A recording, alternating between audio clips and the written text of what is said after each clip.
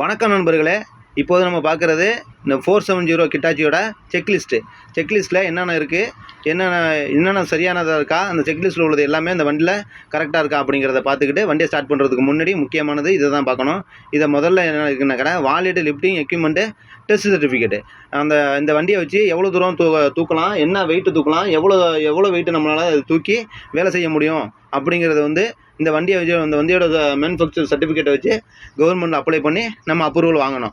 அதுதான் முதல் பாயிண்ட்டு. அதை இந்த சர்டிஃபிகேட் இந்த பாருங்க காமிக்கிறேன் பாருங்கள். இந்த பாருங்கள் நண்பர்களே, இதுதான் அந்த எல்இ அப்படிங்கிறது workplace safety and health act.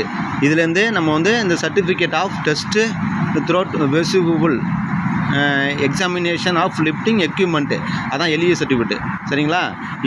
இதில் எவ்வளோ இருக்குது பாருங்கள். இந்த பாருங்கள் இருக்குது. இந்த வண்டியில் ரேடியஸ் எவ்வளோ தூரத்துக்கு எவ்வளோ தூரம் தூக்கலாம், என்ன பண்ணலாம் அப்படிங்கிறது இதில் இருக்கும்.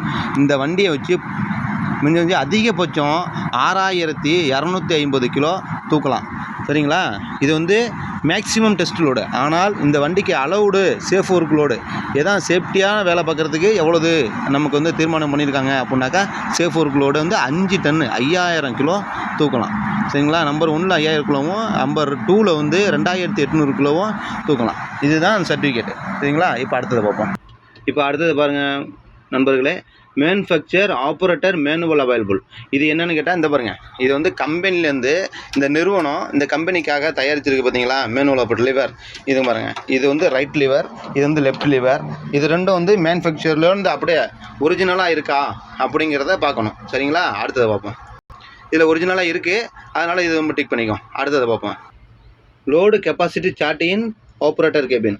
அடுத்தது பார்த்தீங்களா, லோடு சார்ட் அப்படிங்கிறது இந்த பாருங்க இருக்குது. இது மேனுவல், அதாவது இந்த நிறுவனம், இந்த கம்பெனியை தயாரிக்கிற நிறுவனம் இந்த இயந்திரத்தை வச்சு இந்த எவ்வளோ தூரம் தூக்கலாம், எவ்வளோ வெயிட்டு தூக்கலாம், எவ்வளோ தூரத்துக்கு போணுச்சுன்னா எவ்வளோ தூரம் நம்ம கெப்பாசிட்டி, இந்த வண்டியோட கெப்பாசிட்டி அப்படிங்கிறத அவங்களே மேனுஃபேக்சர்லேருந்து வந்துடும். சரிங்களா? அது கம்பெனி இந்த கிட்டாச்சி நிறுவனத்துலேருந்து வர்றது. இங்கே பாருங்கள், இது ரேடியஸு ஹைட்டு, எவ்வளோ ஹைட்டுக்கு நம்ம தூக்குற பொருள் எவ்வளோ தூரத்தில், வண்டியோட கேபினோட எவ்வளோ தூரத்தில் இருக்குது அப்படி இருந்தால் எவ்வளோ வெயிட்டு தூக்கலாம் அப்படிங்கிறத இதில் மென்ஷன் பண்ணியிருப்பாங்க. இங்கே இருங்க, உதாரணத்துக்கு இந்த 7 மீட்ரு ஹைட்டு தூக்குறோம்னு வச்சுக்கோங்களேன். இந்த ஹைட்டு போட்டுருக்காங்களா, 7 மீட்ரு ஹைட்டு தூக்குறோம்னு வச்சுங்களேன். அதே ஒரு 7 மீட்ரு உயரத்துக்கு தூக்குறோம். ஒரு 7 மீட்ரு ஹைட்டுக்கும் 7 மீட்ரு உயரத்துக்கும் தூக்குறோம்னா எத்தனை தூக்கலாம், 5 டன்னு வரைக்கும் தூக்கலாம். சரிங்களா? இது மாதிரி நம்ம தெரிஞ்சுக்கணும். இங்கே இருங்க, இப்போ 5 மீட்ரு ஹைட்டில் கூட தூக்குறோம்னு வச்சுங்களேன். கூட எவ்வளவு 12 மீட்டர் வரைக்கும் தூக்குறோம்னா எவ்வளோ தூக்கலாம், 3.82 டன் தான் தூக்கலாம். சரிங்களா? இது ரொம்ப முக்கியம். இதை நம்ம ஆப்ரேட் பண்ணுறதுக்கு முன்னாடியே இதை நம்ம தெரிஞ்சுக்கிறது ரொம்ப ரொம்ப ரொம்ப ரொம்ப ரொம்ப முக்கியமான ஒன்று. நம்ம பாதுகாப்பாகவும் நிரந்தரமாகவும் வேலை பார்க்குறதுக்கு இது ரொம்ப உதவும். அடுத்தது பார்ப்பாங்க. Serviceable fire எக்ஸியூசர் available. ஃபயர் எக்ஸியூசருங்கிறது உங்களுக்கு தெரியுமில்ல, ஃபயர் ஆகிடுச்சுனாக்கா எக்ஸியூசரு அந்த ஏதாச்சும் ஒன்றுனா நம்ம தீயை அணைக்கிறதுக்கு பயன்படுறது. வண்டியில் ஓவர் ஹீட்லேயே இதுலேயே ஒரு நமக்கு விபத்து ஏற்படுறது, வேலை பார்க்குறதுலேருந்து ஏதோ ஒரு உராய்வுனால தீ பற்றிடுச்சு அப்படின்னா சடன்லியாக நம்மளால் முடிஞ்ச அளவு அதை ஃபயரை கண்ட்ரோல் பண்ணுறதுக்கு தேவைப்படுங்கிறதுக்காக இப்போ எல்லா வண்டிலையும் இது நம்ம வைக்கிறது அவசியமானது. அது நம்ம வண்டியில் இருக்குது. இதை நான் காமிக்கிறேன் இருங்க. அடுத்தது பாருங்கள், ஆயில் வாட்டர் லெவல் செக்கு. ஆயில் தான் நம்ம செக் பண்ணோம். ஒரு நிமிஷம் இருங்க. இப்போது வண்டியோட மேல் பகுதியில் வந்தாச்சு. லாக்கை ரிலீஸ் பண்ணிவிட்டு இதை பாருங்கள், இதுதான் இன்ஜின் கம்பார்ட்மெண்ட்டு. இந்த பாருங்க இருக்குது, இப்படி தான் இருக்கும் ஆயில் செக் பண்ணுறது. ஆயில் எவ்வளோ நீட்டாக இருக்குது பார்த்தீங்களா, அவ்வளோ பெரிய இன்ஜின் இல்லை. இந்த பாருங்கள் இருக்குது. இப்போ பாருங்கள், உரிமையாக காமிக்கிறேன் பாருங்கள் ஆயில் லெவல் எவ்வளோ இருக்குது. இதில் ஒரு நிமிஷம் இங்கே பாருங்கள், இங்கே பாருங்கள், இதில் இருக்குது பாருங்கள், 2 ஓட்டை தெரியுதுங்களா? இதெல்லாம் ஒரு ஓட்டை இருக்குது, இதெல்லாம் ஒரு ஓட்டை இருக்குங்களா? இந்த 2 ஓட்டைக்கு இடையில இருந்துச்சுன்னா போதுமான அளவு. ஒரு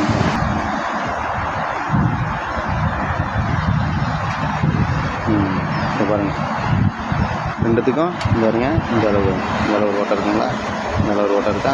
இடைக்கு அது கொஞ்சம் மேலே இருந்தாலும் கொஞ்சம் கீழே இருந்தால் தான் நமக்கு ஆபத்தானது. அதனால் மேலே இருக்கிறதுனால எந்த பிரச்சனையும் இல்லை. இது சரியான அளவாக தான் இருக்குது, பார்த்துக்கோங்க. ஆயில் அளவை பார்த்துட்டோம். இப்போ பாருங்கள், ரேடியேட்டர் வாட்ரு செப்பரேட்டான பகுதி, பெரிய வண்டிங்கிறதுனால செப்பரேட்டான பகுதி. இதான் ரேடியேட்டர் வாட்ரு, ரேடியேட்டரு மூடி இல்லைங்களா, பெரிய ரேடியேட்டரு, தனியான கம்பார்ட்மெண்ட்டு, அதனால் இது பெரிய ரேடியேட்டரு. ரேடியேட்டருக்கு பின்னாடி ஒரு டேங்க் இருக்குது, வாட்டர் டேங்கு. அதை நான் காமிக்கிறேன் உங்களுக்கு கொஞ்சம் லேட்டாக. இதை பாருங்கள், இது வந்து ஏர் ஃபில்ட்ரு. நம்ம பழைய டிராக்டர்லாம் இருக்கும் பார்த்தீங்களா, அந்த மாதிரி டைப் தான் ஏர் ஃபில்ட்ரு. அது கொஞ்சம் நாளைக்கு அப்புறம் நம்ம வந்து தூசியில் வேலை பார்க்கும்போது கழட்டி செக் பண்ணுறதுக்கு உதவும். இதுதான் டீசல் டேங்கோட மூடி, சரிங்களா. இந்த டீசல் டேங்க் மூடியை திறந்துட்டு இதுக்கு நம்ம டீசல் டாப் பண்ணிக்கலாம். நம்ம வண்டி புது வண்டிங்கிறதுனால உங்களுக்கு டிஸ்பிளேலேயே தெரியும். நான் உங்களுக்கு காமிக்கிறேன் பாருங்கள். ஆயில் செக் பண்ணியாச்சு. இப்போ திரும்ப நம்ம மூடிடுறோம். மூடி லாக் இந்த பாருங்கள் இருக்குது, அந்த லாக்கு கவனமாக மூடணும். திரும்ப இந்த லாக்கை ப்ரெஸ் பண்ணிடணும். இப்போது பாருங்கள், இந்த டேங்கு ஹைட்ராலிக் ஆயில் லெவல்னு செக் பண்ணி இருக்கும். அதுக்காக இந்த ஹைட்ராலிக் டேங்கையும் உங்கள்கிட்ட ஒரு வழியாக காமிச்சிடறோம். இது வந்து ப்ரெஷர், ஹைட்ராலிக் ப்ரெஷர். வேலை செய்யும் போது ப்ரெஷர் ஓவர் இருந்துச்சுன்னா நம்ம அதை வந்து ரெடியூஸ் பண்ணிவிட்டு மற்ற ஏதாவது ஒரு ரிப்பேர் பண்ணணும், செய்யணும், போனோம்னா நம்ம அதை பண்ணிக்கலாம். ஒரு நிமிஷம் இருங்க, இதோட லெவலுக்கு கீழே இருக்கும் காமிக்கிறேன். பாருங்கள் நண்பர்களே, இந்த அளவு இருக்குது டேங்க் இருக்கும். அதுக்கு லெவலுக்கு பாருங்கள், இங்கே இருக்கும், அந்த இருக்குது பாருங்கள். இதில் பாருங்கள், சிவப்பு கலர் 2 கோடு இருக்குங்களா, அந்த 2 கோட்டுக்கு மேலேயோ கீழேயோ இல்லாமல் நடுவில் இருக்கிறது ரொம்ப உகந்தது, ரொம்ப நல்லது. இதில் சரியான அளவில் இருக்குது. இப்போ வணக்கம் நண்பர்களே, திரும்பி நம்ம கேபினுக்குள்ளே வந்தாச்சு. இங்கே இருங்க, ஆயில் வாட்டர் லெவல் பார்த்தாச்சு, ஃபியூல் லெவல் செக் பண்ணியாச்சு. ஃபியூல்னா டீசலோ பெட்ரோலோ. நம்ம வண்டி எப்போயுமே டீசலில் தான், ஹெவி வெஹிக்கிள் இல்லாமல் டீசலில் தான் விடுங்கிற மாதிரி இருக்குது. அதனால் நமக்கு அதிகபட்சம் டீசல் வண்டி. அதனால் டீசலு நம்ம வந்து டேங்க் அங்கே பார்த்துட்டோம். இங்கே இருங்க, சாவி ஆன் பண்ண கையோட உங்களுக்கு டிஸ்பிளேலே வந்துடும். டிஸ்பிளே ஆன் ஆகிட்டுங்களா, அங்கே பாருங்கள், இதுதான் உங்களுக்கு வந்து டீசல் ஃபியூல் லெவல். ஈனாக்கா எம்டியில் இருக்கிறது, எஃப்னா ஃபுல்லு, சரிங்களா. இப்போ ஃபுல்லில் இருக்கிற நம்ம வண்டியில் ஃபுல்லாக இருக்குது டீசல், சரிங்களா. இப்போ அடுத்து பார்ப்போம். அடுத்தது பாருங்கள், ஹைட்ராலிக்கு ஃபியூல் லெவலில். அதுக்கு இந்த வீடியோ காமிச்ச பார்த்தீங்களா, அதான் hydraulic tank, hydraulic fuel level. அதே மாதிரி தான் பேட்ரி வந்து ஓப்பன் பண்ணி பார்க்கும்போது நம்ம எவ்வளோ செக் பண்ணிக்கிறது ரொம்ப உகந்தது, நல்லது. எப்படின்னு கேட்டால், அந்த பேட்ரி டெர்மினலில் உப்பு பூத்து கிடக்கும், இல்லைனாக்கா லூஸாக இருந்துச்சுன்னா எரிஞ்சு போயிடும். அது சம்டைம் ரீசார்ஜர் ஏறாமல் மறுபடியும் நம்ம வண்டி தேவையானப்போ ஸ்டார்ட் பண்ண முடியாமல் போயிடும். அதனால் அதை பார்த்துக்கணும். அடுத்தது பாருங்கள், அதுவும் ஓகே நம்மள்கிட்ட. இப்போ பூம் ரைஸு அண்டு லோவரிங். பூமுங்கிறது இந்த பாருங்கள் இருக்குது, இந்த இதுதான் பூமு. இங்கே பார்த்தீங்களா, இது ஆமு, இந்த நீட்டமாக இருக்குது பாருங்கள், இதுதான் பூமு. இதிலேருந்து அங்கே போயிட்டு அது வரைக்கும் பூமு. இது வந்து ஆம் செக் பண்ணுறது பொதுவாகவே இது இந்த பாருங்கள், மேலே உயரது இருக்கிறது நமக்கு தெரியாமல் போயிடும். அதனால் வண்டியை ஸ்டார்ட் பண்ணி கீழே இறக்கும்போது தெரியுதுங்களா, அது வந்து வண்டியை கீழே மடக்கி வச்சு நம்ம அந்த ஜாயிண்ட் இருக்குது பாருங்கள், அந்த ஜாயிண்ட் லெவலில் நம்ம செக் பண்ணணும். எதுவும் கிராக் இருக்கா, என்ன இருக்குங்கிறத நம்ம செக் பண்ணிக்கிறது ரொம்ப நல்லது. ஏன்னு கேட்டோம்னா, கீழே நம்மளை நம்பி வேலை பார்க்குறவங்க இருக்காங்க, பல உயிர்கள் இருக்குது, பல வாகனங்கள் இருக்கும், மற்ற இடம் இருக்கும். இது மாதிரி எந்த ஒரு பாதிப்பும் ஏற்படாத அளவுக்கு இருக்கிறதுக்கு அதை செக் பண்ணுறது, காலையிலேயே வண்டி ஸ்டார்ட் பண்ணுறதுக்கு முன்னாடி செக் பண்ணுறது ரொம்ப ரொம்ப ரொம்ப ரொம்ப ரொம்ப ரொம்ப முக்கியம். அதை நீங்கள் கண்டிப்பாக நீங்கள் பண்ணியே ஆகணும். இப்போ அடுத்தது ஸ்விங் போட்டுருக்கு பாருங்கள். ஸ்விங் இப்போ லைட்டில் இருக்குது. இந்த பக்கம் சுற்றி ஒரு ரவுண்டு நம்ம வண்டியை சுற்றி இந்த பாருங்க இருக்குது. இதுதான் சுற்றுற பாயிண்ட்டு. இந்த அந்த இது பாருங்கள், இதுதான். இது வந்து நம்ம சுற்றுறது வந்து கீழே எந்த பிரச்சனையும் இல்லாமல் இருக்கா, பேரிங் நல்லா இருக்கா அப்படிங்கிறத நம்ம சும்மா எம்டி வேலை பார்க்குறதுக்கு முன்னாடி வண்டியை ஸ்டார்ட் பண்ணி ஃப்ரீ செக் அது வந்து ஸ்விம்மிங் பண்ணி பார்க்குறது ரொம்ப நல்லது. அடுத்தது சுவிட்சஸ் தான் ரொம்ப ரொம்ப ரொம்ப முக்கியமான ஒன்று. என்னென்னு கேட்டோம்னா சுவிட்சஸ் தான். சுவிட்சு ஃபங்க்ஷனு கண்ட்ரோல் செக்கு. என்ன கேட்டால் எல்லாமே இப்போ வந்து ஆட்டோமேட்டிக்காக ஆகிவிட்டு. ஆட்டோமேட்டிக்கானாக்கா எல்லாமே வந்து சென்சார் டைப்பு, எல்லாம் பட்டன்லையே எல்லாமே வேலை செய்கிற மாதிரி இருக்குது. இங்கே இருங்க, இந்த மாதிரி பட்டன் எல்லாமே இப்போ வந்து ஆட்டோமேட்டிக்காக வந்துருச்சு. முன்னாடிலாம் தான் மேனுவலாக நம்ம தனியாக வைக்கணும். இப்போ வந்து எல்லாமே வண்டியிலேருந்தே வந்துருச்சு. இங்கே பாருங்கள் எவ்வளோ பட்டன் இருக்குது பாருங்கள். அடுத்தது பாருங்கள், இந்த பட்டன் பாருங்கள். அதே மாதிரி இங்கே எவ்வளோ இருக்குது, இது எல்லாமே இப்போ வந்து உங்களுக்கு 1 by 1 வண்டி ஸ்டார்ட் பண்ணியாச்சா. இங்கே பாருங்கள், இது வந்து லைட்டு பட்டனு. இது வந்து வண்டி ஸ்பீடாக போகிறதோ ஸ்லோவாக போகிறதோ வச்சுக்கிறது. அதாவது ஒரு இடத்துலேருந்து ஒரு இடத்துல நகர்த்தும் போது ஸ்பீடாகவும் குடுக்குன்னு போகிறதும் இருக்குது, ஸ்லோவாக போகிறதும் இருக்குது. அது மாதிரி வச்சுக்கிறது.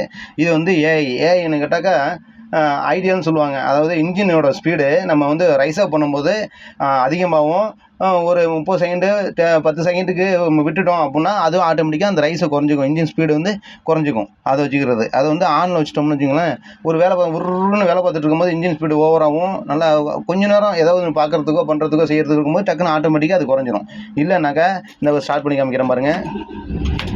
வண்டி ஸ்டார்ட் பண்ணியாச்சா. இங்கே இருங்க, இப்போ வந்து ஆனில் இருக்குது. அதனால் வந்து ஒன்றும் பிரச்சனை இல்லை. இப்போ வந்து ஆஃபில் வச்சிட்டோம்னு வச்சுக்கலாம். இங்கே இருங்க, ஆனில் இருக்கும் போது இப்போ நம்ம வந்துக்கிறங்க வண்டியை பவர் வச்சுக்கணும்.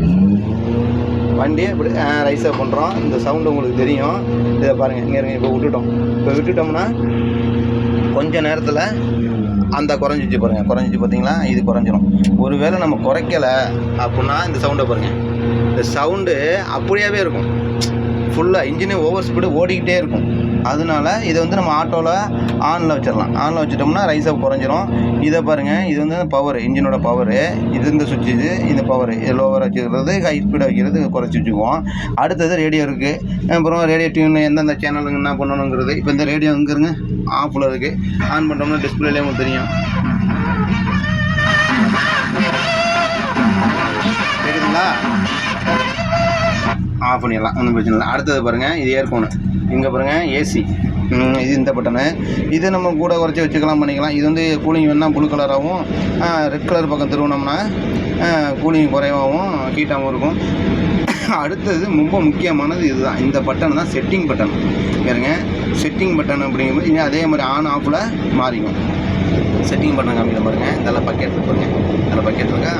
இப்போ வந்து நம்ம என்னன்னா வைப்பர் ரேமர் அழைச்சிருக்கோம். இப்போ வந்து மாற்றணும். இப்படிங்கும் போது இப்படி ஒரு அமுக்கணும்னா டிஸ்பிளேல இது வந்துடும். இங்கே பாருங்கள் ஒர்க் மோடு. இப்போ ஒர்க் மோடில் இருக்குது. ஏர் கண்டிஷனர் பண்ணிக்கலாம், ரேடியோ டிப் பண்ணிக்கலாம், செட்டிங் மெனு இருக்குது, அப்போ இன்ஃபர்மேஷன் மெனு இருக்குது. நம்ம இப்போ என்ன பண்ணணும்னா ஒர்க் மோடில் போய் மாற்றணும். இப்போ வந்து ஒர்க் மோடில் என்ன இருக்குது பாருங்க, பக்கெட் இருக்குது. அதாவது நார்மலான ஜேசிபியெல்லாம் ஓட்டுறோம் பார்த்தீங்களா, அதுக்கு பக்கெட் போட்டு மண்ணடி போடுறது அந்த இதில் மாடலில் இருக்குது. இப்போ நம்ம என்ன பண்ணணும்னா ரேமரு வைப்ரேட்டிங் அடிக்கிறதுக்கு மாற்றணும். அதை வந்து என்ன பண்ணணும், இங்கே இருங்க.